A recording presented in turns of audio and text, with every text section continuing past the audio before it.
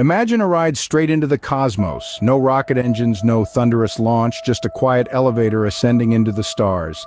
Sounds straight out of a science fiction novel, doesn't it? Well, it's not as far-fetched as you might think.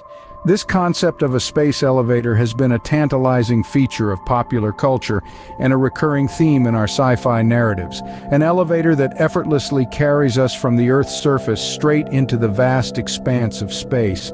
It's an idea that has captured the human imagination for generations, but just like the stars that we yearn to, this dream remains tantalizingly out of our grasp. It's a question that has puzzled the brightest minds.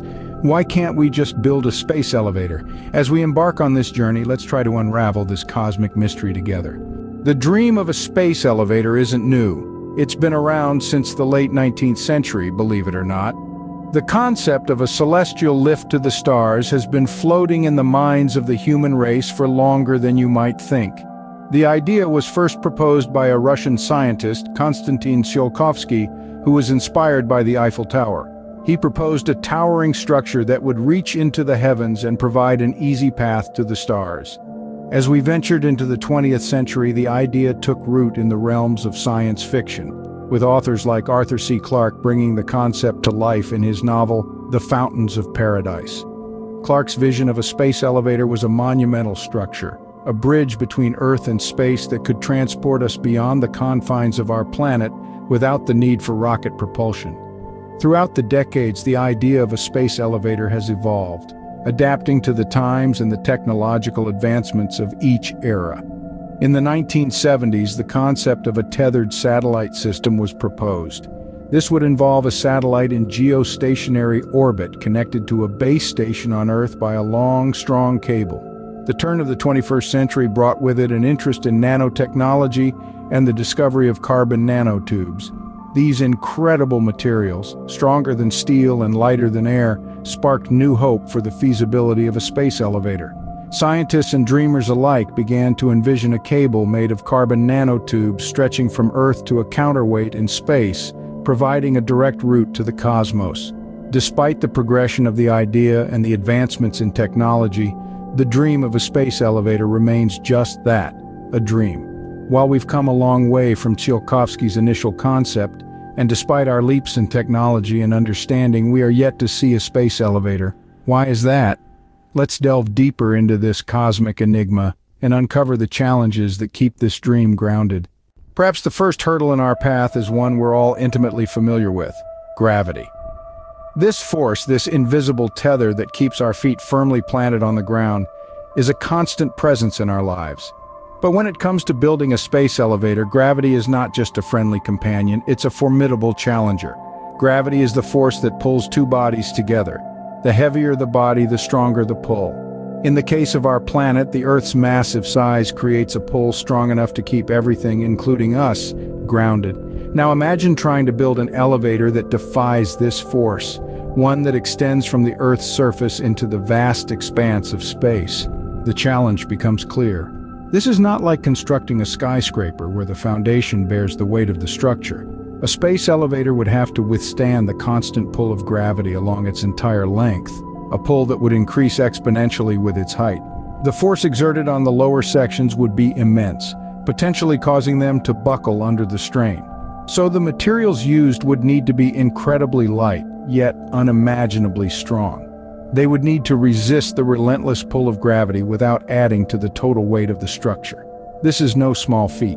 It's akin to creating a thread that can lift a piano, a thread so strong that it could withstand the force of 1,000 suns. It's a paradox that challenges our current understanding and capabilities.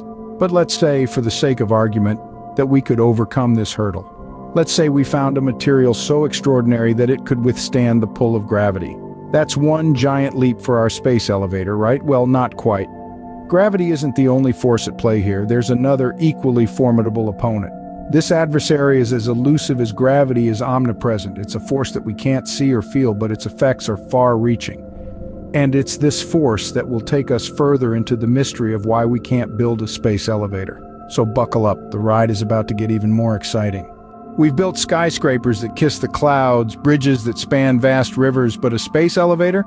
That's a whole different game. When it comes to a project of this magnitude, One of the most pressing concerns is the material we would use to build it.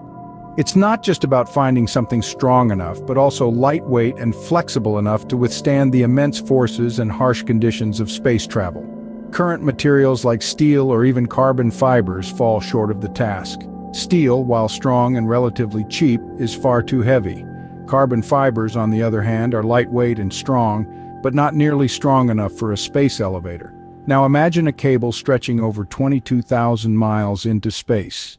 It would have to bear its own weight while also dealing with the forces of gravity, radiation, and the occasional space debris. That's a tall order for any material. This is where the concept of carbon nanotubes comes into play, a material straight from the realm of science fiction. These structures are as thin as a molecule, but theoretically they could be hundreds of times stronger than steel and 6 times lighter. Sounds perfect, right? However, we're not quite there yet. The production of carbon nanotubes on a large scale is still a challenge. As of now, we can only produce them in lengths of about an inch. There's a long way to go before we have a cable that reaches into the cosmos. Then, there's the question of how to connect these nanotubes into a single super strong cable. It's like trying to weave together strands of spider silk to create a rope that can support the weight of a skyscraper. A daunting task indeed. And what about the conditions in space?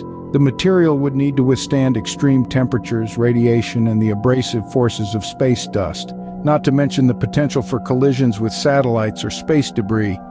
Even if we solve the material issue, we're not in the clear yet. But don't worry, the story doesn't end here.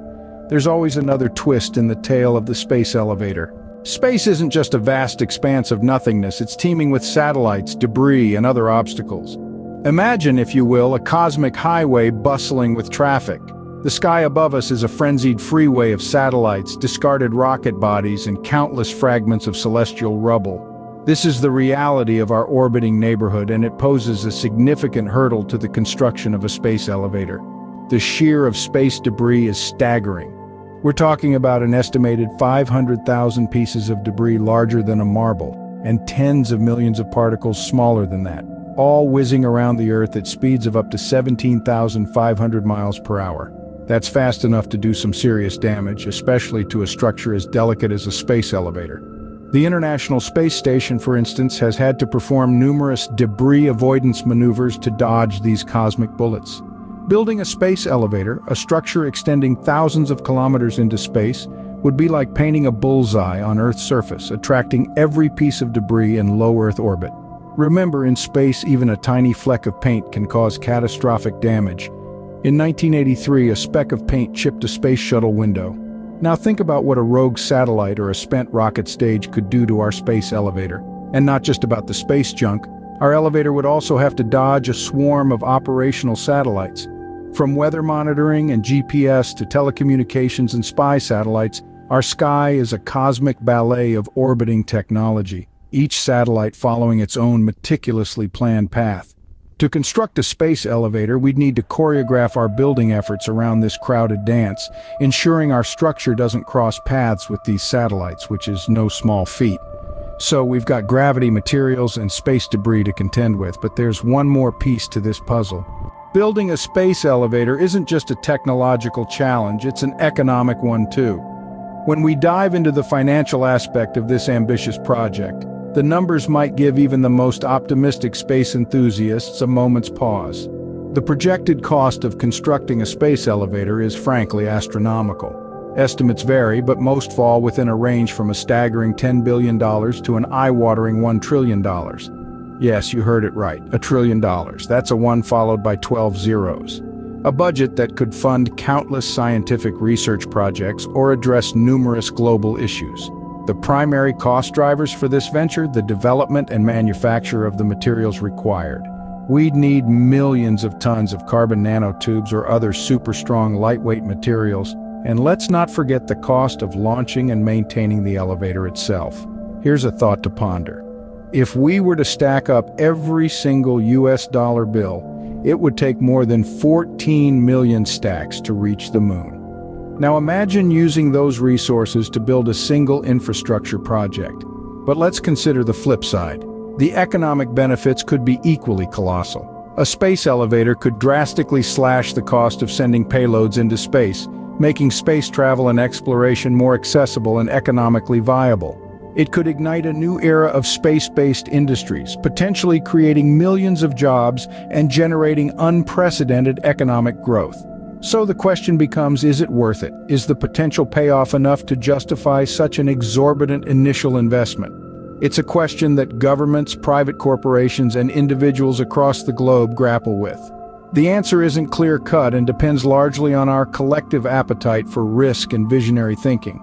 And let's not forget the cost of not exploring space, of not pushing the boundaries of what we know and where we can go, is a cost we can't quantify. It's a cost to our curiosity, our spirit of exploration, and our potential as a species. The dream of a space elevator may seem distant, but it's not unachievable. Despite the hurdles, the dream of a space elevator isn't dead, it's just waiting. The challenges we've discussed today may seem insurmountable, but they're not the end of the story. They're the beginning of a grander narrative, one that sees us overcoming these obstacles and reaching for the stars. Let's explore some of the potential solutions that might turn this dream into a reality. First, the Material Conundrum. We're constantly pushing the boundaries of material science, with carbon nanotubes and graphene offering promising possibilities. These are stronger and lighter than any material we've ever known. We're not there yet, but with advancements in nanotechnology, we could be on the brink of a breakthrough. Next, the Orbital Obstacle. We need precise calculations and meticulous planning to avoid space debris. Emerging technologies like laser brooms could help us clear a path for our space elevator. This technology, still in its infancy, uses lasers to push space debris out of the way, making room for new ventures. The gravity of the situation is also not lost on us.